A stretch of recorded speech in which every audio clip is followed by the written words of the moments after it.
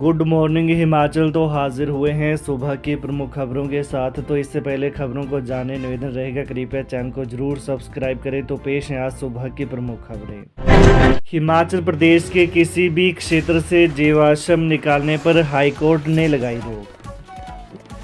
Himachal Pradesh high court ने प्रदेश के किसी भी क्षेत्र में जीवाश्म के खनन और उसके व्यापार पर रोक लगा दी है। कार्यवाहक मुख्य न्यायाधीश त्रिलोक सिंह चौहान और न्यायाधीश सत्यन वैद्य की खंडपीठ ने स्पीति क्षेत्र के लांगजा गांव सहित राज्य के किसी भी हिस्से से जीवाश्म निकालने, इकट्ठा करने और व्यापार पर पूरी तरह रोक लगा दी है। अदालत ने मुख्य सचिव, उपायुक्त लाहौल स्पीति समेत अन्य को निर्देश दिए कि यहां जीवाश्म संबंधित गतिविधियां न हो। अदालत ने 3 सप्ताह के भीतर प्रतिवादियों को जवाब दायर करने को कहा है। मामले की अगली सुनवाई 31 दिसंबर को होगी। हिमाचल की 2 पंचायतों को मिला सम्मान, बेहतरीन कार्य के लिए राष्ट्रपति द्रौपदी मुर्मू ने नवाजा। हिमाचल की पंचायतों में सामाजिक व बेहतर कार्य करने के लिए बुधवार को राष्ट्रपति द्रौपदी मुर्मू ने 2 पंचायतों के प्रतिनिधियों को सम्मानित किया। शिमला जिले की थानाधार पंचायत ने सामाजिक रूप से सुरक्षित गांव की थीम में दूसरा पुरस्कार जीता है। पंचायत को पुरस्कार के रूप में 75 लाख रुपए का इनाम मिला। पंचायत प्रधान ने यह पुरस्कार प्राप्त किया है। हिमाचल प्रदेश ने 3 राष्ट्रीय पंचायत पुरस्कार जीते हैं। वहीं जल संरक्षण के लिए बेहतरीन कार्य करने पर हमीरपुर जिले के बमसन ब्लॉक की सिकंदर पंचायत को जल पर्याप्त पंचायत श्रेणी में दूसरा पुरस्कार मिला है। पुरस्कार के रूप में पंचायत को 75 लाख रुपए का पुरस्कार दिया गया। स्थानीय सतत विकास लक्ष्यों के लिए तय की गई नौथीम श्रेणी में देश भर की पंचायतों को ये पुरस्कार दिए गए। पंचायती राज मंत्री अनिरुद्ध सिंह ने बेहतरीन काम कर पुरस्कार हासिल करने वालों को बधाई दी है। पूर्व ड्रग कंट्रोलर, पिता व भतीजा आय से अधिक संपत्ति मामले में दोषी करार, इतनी सजा और जुर्माना। जिला एवं सत्र न्यायाधीश अरविंद मल्होत्रा की अदालत ने पूर्व ड्रग कंट्रोलर कपिल धीमान, उसके पिता लक्ष्मण और भतीजे पुनीत को आय से अधिक संपत्ति मामले में दोषी करार दिया है। मामले में ड्रग कंट्रोलर को 3 साल का कठोर कारावास व 5 लाख रुपए का जुर्माना दिया है। जुर्माना अदा न करने पर 2 साल का अतिरिक्त साधारण कारावास और 2 लाख जुर्माना देना होगा। आरोपी के पिता और भतीजे को 2-2 साल का कठोर कारावास और 2-2 लाख रुपए जुर्माना किया है। वहीं कोर्ट ने आय से अधिक 65 लाख रुपए की अर्जित की गई संपत्ति हिमाचल सरकार को सौंपने के दोषियों को आदेश दिए। इसमें कपिल धीमान का पंचकुला स्थित अमरावती एनकलेव में करीब 35 लाख का फ्लैट, लक्ष्मण की 15,26,000 की मंडी में संपत्ति और पुनीत की 14,66,000 की एफडी व बैंक बैलेंस शामिल है। मामले की पैरवी उप जिला न्यायवादी vigilance and anti corruption bureau Shimla Hemant Chaudhary ने की। उन्होंने बताया कि दोषी कपिल धीमान ड्रग इंस्पेक्टर और ड्रग कंट्रोलर सोलन व बद्दी में तैनात था। यहां पर स्टेट विजिलेंस और एंटी करप्शन ब्यूरो को उसके खिलाफ गलत तरीके से संपत्ति अर्जित करने के संबंध में शिकायतें मिली। प्रोफेसर लक्ष्मीधर बेहरा बोले, कैसे सनातनी जब भागवत गीता ही नहीं जानते, किया ये आह्वान। भारतीय प्रौद्योगिकी संस्थान यानी IIT मंडी के निदेशक प्रोफेसर लक्ष्मीधर बेहरा ने कहा है कि मुस्लिम कुरान और क्रिश्चियन बाइबल जानता है, लेकिन हिंदू समाज भागवत गीता से अनभिज्ञ है। सनातनी भागवत कथा के एक श्लोक के आगे कुछ नहीं कह पाते हैं। यह दुख की बात है। भागवत गीता को अलग कर कहते हैं कि हम सनातनी हैं। भागवत गीता नहीं जानने वाले कैसे सनातनी हो सकते हैं।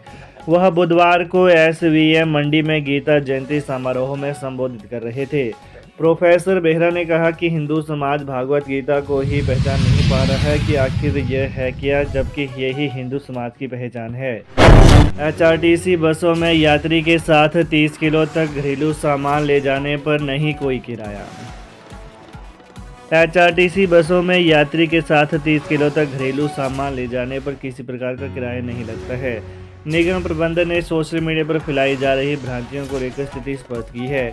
वहीं निगम प्रबंधन की ओर से प्रदेश के सभी RM और DM को निर्देश दिए हैं कि परिचालकों द्वारा सही तरीके से लगेज पॉलिसी का पालन करवाया जाए और उन्हें लगेज पॉलिसी पर जागरूक किया जाए।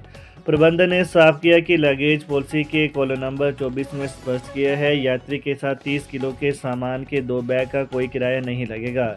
लेकिन इसके बावजूद भी भ्रांतियां फैलाई जा रही हैं और HRTC की छवि को खराब किया जा रहा है। बीते 2 दिनों में पहले मामले में पंखा ले जाने के किराए का मामला सामने आया था। वहीं शिमला धर्मशाला बस रूट पर हीटर ले जाने पर लगेज पॉलिसी का मामला आया था। जिसमें लगेज पॉलिसी के तहत ही किराया लिया गया था। ऐसे में प्रबंधन ने निर्देश दिए हैं कि लगेज पॉलिसी के बारे में परिचालकों को जागरूक किया जाए। सरकार मना रही 2 साल का जश्न, कंप्यूटर शिक्षक वेतन को तरसे। शिक्षा विभाग में आउटसोर्स पर कार्यरत 1300 से अधिक कंप्यूटर शिक्षकों को अभी तक नवंबर महीने का वेतन नहीं मिल पाया है। ऐसे में शिक्षक परेशान हैं। शिक्षकों का आरोप है कि एक तरफ तो प्रदेश सरकार 2 वर्ष का जश्न मना रही है, जबकि कंप्यूटर शिक्षकों को बिना वेतन के घर चलाना मुश्किल हो रहा है।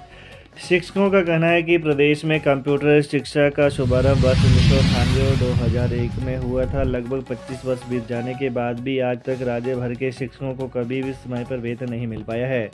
शिक्षकों का कहना है कि सत्ता परिवर्तन के पश्चात मुख्यमंत्री ठाकुर सुखविंदर सिंह सुक्खू ने हमीरपुर में कंप्यूटर शिक्षकों द्वारा आयोजित राज्य स्तरीय सम्मान समारोह में शिक्षकों की मांगों को पूरा करने का ऐलान किया था, लेकिन 2 वर्ष बीत जाने के बाद भी शिक्षकों की मांगों पर कोई गौर नहीं किया गया।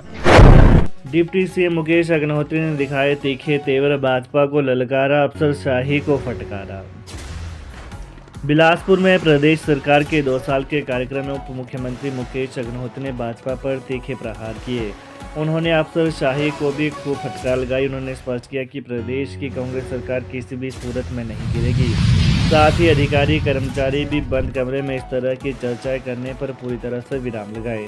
उन्होंने भाजपा नेताओं को चेताया कि यदि भाजपा में दम है कि प्रदेश की कांग्रेस सरकार को गिराकर दिखाए। वेतन पेंशन को लेकर उन्होंने पूर्व मुख्यमंत्री एवं नेता प्रतिपक्ष जयराम ठाकुर को चेताया कि यदि पूर्व मुख्यमंत्री एक भी कर्मी पेंशनर का नाम बता दें कि वेतन पेंशन नहीं मिला है तो वो राजनीति से इस्तीफा दे देंगे या फिर जयराम ठाकुर इस्तीफा दें। कैबिनेट आज शीत सत्र से पहले होंगे बड़े फैसले। बिलासपुर में 2 साल की रैली के बाद अब आज शिमला में कैबिनेट की बैठक की अध्यक्षता मुख्यमंत्री सुखविंदर सिंह सुक्खू करेंगे। इसमें कई बड़े फैसले होने वाले हैं। 18 दिसंबर से विधानसभा का शीतकालीन सत्र धर्मशाला में है, इसलिए इससे पहले होने वाली यह कैबिनेट महत्वपूर्ण हो गई है। शिक्षा विभाग से पंजाबी और उर्दू टीचर भर्ती के अलावा कॉलेज टीचर अवार्ड पॉलिसी और पहली कक्षा में एडमिशन की प्रक्रिया के मामले जा रहे हैं।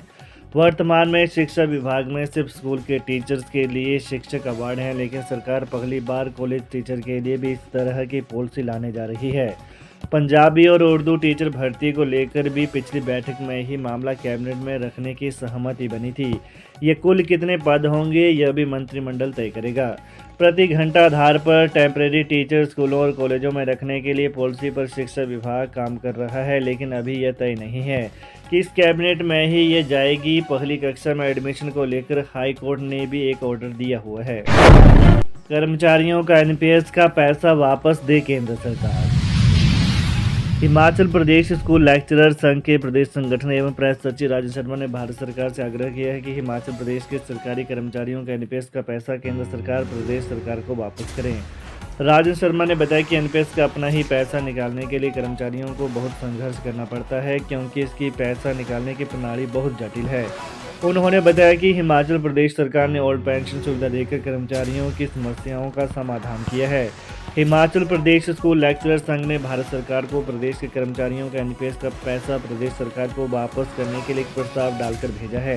राजन शर्मा ने बताया कि केंद्र सरकार से एनपीएस का पैसा वापस लाने के लिए हिमाचल प्रदेश स्कूल लेक्चरर संघ के अध्यक्ष लोकेंद्र नेगी के नेतृत्व में एक विशेष बैठक का आयोजन भी शीघ्र किया जाएगा, जिसमें भारतवर्ष के दूसरे प्रदेशों के लेक्चरर संघ के प्रतिनिधि व अन्य कर्मचारी भी भाग लेंगे। तो ये रही आज सुबह की प्रमुख खबरें। हिमाचल की ताज़ा खबरों को जानने के लिए कृपया चैनल को अभी सब्सक्राइब करें। धन्यवाद।